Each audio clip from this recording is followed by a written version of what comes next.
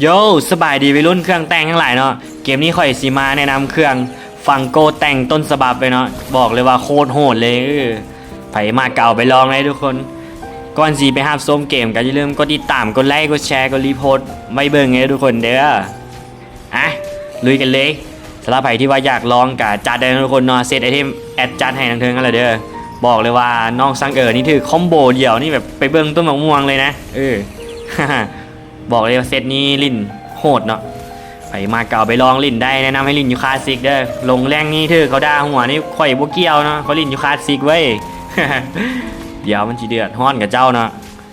ไปกันต่อเลยจังหวะนี้ดึงบ่ถือกระยาเนาะใส่คาต้อมเลยจังหวะนี้บอกว่าเครื่องมันดีเลยเครื่องนี่นะเบิ่งน้องซังยืนซึ้งๆอย่างซี่ใส่เนาะจังหวะนี้ปัวป้าเลยเนาะโอ้โหเหงาไปดิ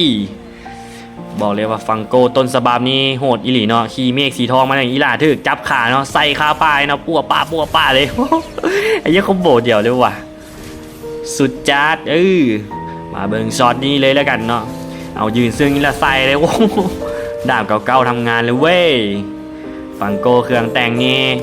โมเมนต์เอาไผ่กับซิเล่นได้เนาะก็เล่นได้คือกันอะไรดึงให้ถือก็ทุกคนเด้องั้นดึงให้มันถือก่อนจีเล่นเครื่องแต่งกันนะ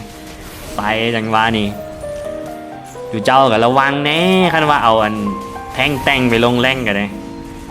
เดี๋ยวนี้เขาเริ่มมาด่าค่อยแล้วนี่ ว่าค่อย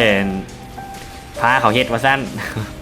กะเตือนแล้วเนาะลิ้นอยู่คลาสสิกห้ามลงแรงเดี๋ยวค่อยซิมาลิ้นลงแรงให้เบิ่งคนอื่นเล่นนี่ถึกด่าแน่นอนค่อยลิ้นก็ถึกด่าคือกันเนาะ ตามได้ใจเลยเนาะแล้วไปกันต่อเลยจังหวะนี้โอ้โหลานเซรอสมึงคิดสิหนีซะบ่ดึงขาไว้ละแซ่แข่งเนาะจังหวะนี้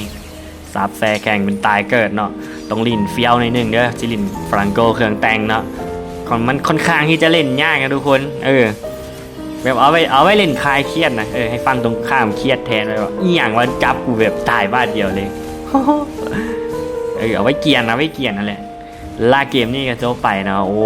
แฮปปี้เอนดิ้งเลยทุกคนสนาแบบซิวๆขนาดไปลงแรงนี่บอกเลยว่าดาวฟรีแน่นอนมีดาวฟรีแน่นอน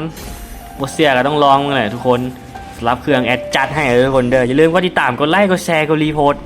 ว่าให้มูจะเบิ่งกันเนี่ย ไปแล้วบ๊ายบาย